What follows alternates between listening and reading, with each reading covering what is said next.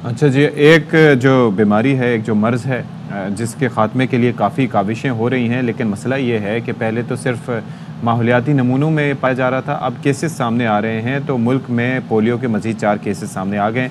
रवां साल तादाद 32 हो गई है। जैकोबाद, मलीर, कराची और डेरा इस्माइल ख़ान में ये केसेस सामने आए हैं।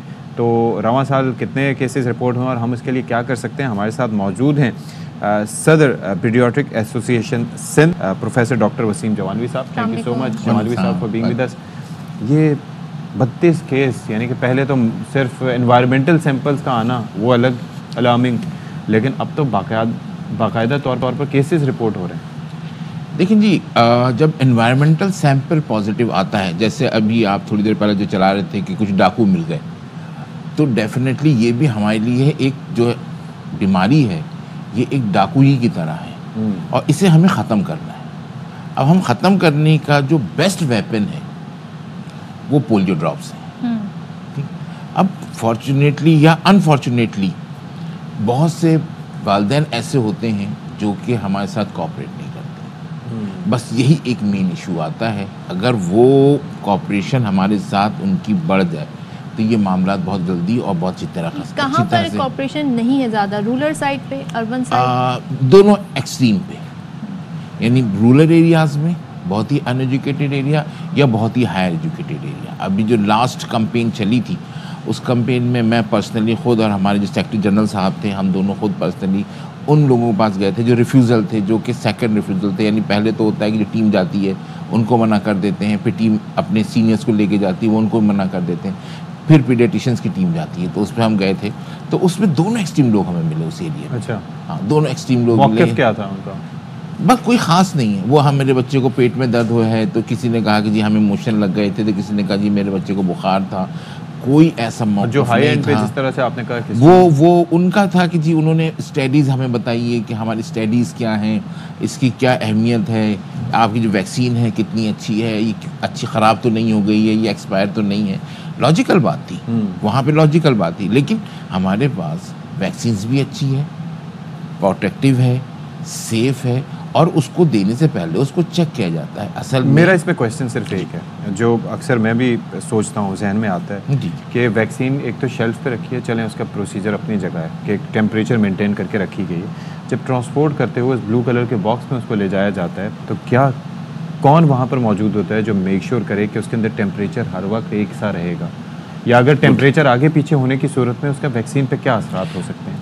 जो भी वैक्सीन होती है, अगर आप कभी आपके घर आए वैक्सीन वाले, पिलाने बच्चे आते हैं हमारे जो फ्रंट लाइन वर्कर्स हैं, आप वैक्सीन लेके आप देख सकते हैं। उस वैक्सीन पे एक स्टिकर लगा हुआ होता है जिसको हम VVM कहते हैं, वैक्सीन वायल मॉनिटर। ओके, इसका डेट ऑफ एक्सपायरी से कोई ताल्लुक नहीं, ठीक। ये सिर्फ टेम्परेचर डिपेंड करती है। ओके। टेम्परेचर अगर उस बॉटल का टेम्परेचर उसके मेंटेन टेम्परेचर से कम या ज़्यादा हुआ तो ये अपना कलर चेंज कर लेगा। अच्छा, वो बाहर एक स्क्वायर होता है, अंदर एक सर्कल होता है। ओके, ये स्टिकर के अंदर होता है। ठीक ये है। सर्कल अगर आपको डार्क या गायब हो जाए या ये डार्कर हो जाए as compare to outer side, तो इसका मतलब ये है कि ये वैक्सीन का टेम्परेचर मेंटेन, ये बड़ा इंपॉर्टेंट चीज़ है जिसका ये मुझे टेम्परेचर नहीं था। मेंटेन नहीं है। टेम्परेचर मेंटेन नहीं है तो हमारा वर्कर डालने से पहले वो खुद चेक करता है, एक नज़र ऐसे वो देखता है, उसको नज़र आता है कि जी कलर हमें अभी सही है वैक्सीन, तो वो पिलाता है, और नहीं तो वो डिस्ट्रैप चली जाती है। अच्छा, and this is the part of their training. Yes,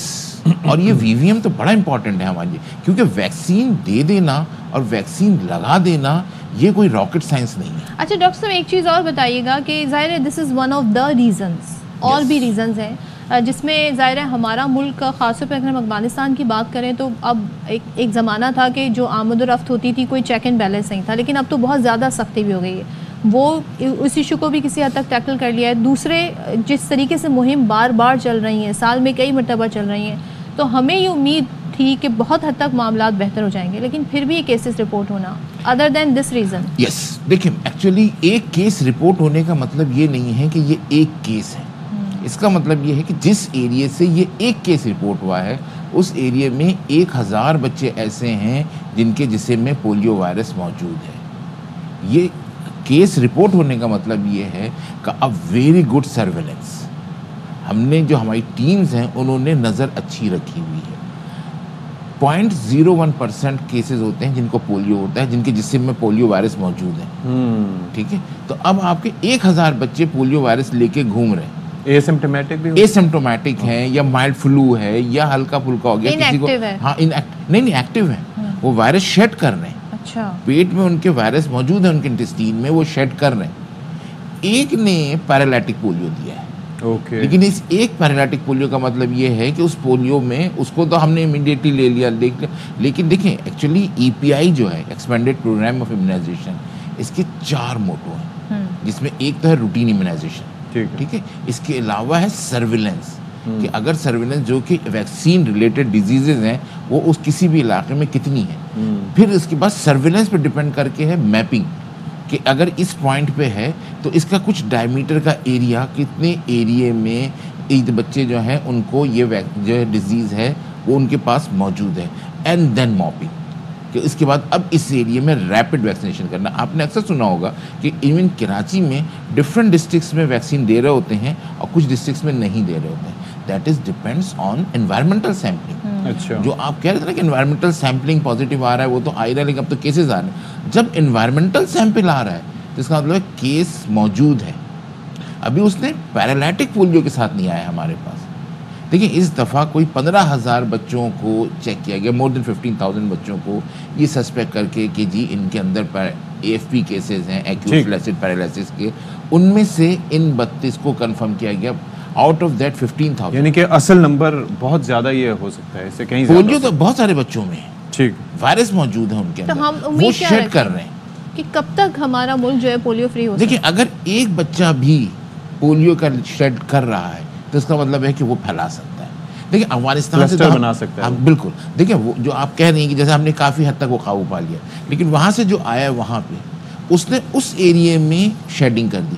अब उस एरिया में शेडिंग से क्या हुआ कि वहाँ मजीद बच्चे हो गए, वो मजीद बच्चे जहाँ जहाँ गए हर एरिया में वो शेड करते चले गए। अब कराची, आपको पता है अभी फरवरी में इस्लामाबाद में भी जो है एनवायरमेंटल सैंपल पॉजिटिव आया। कराची में कहाँ से आया, और फिर कराची से ये इंटीरियर सिंध की तरफ किया। तो ये बेसिकली एक बच्चा नहीं कर रहा है, ये एक पूरी चेन है।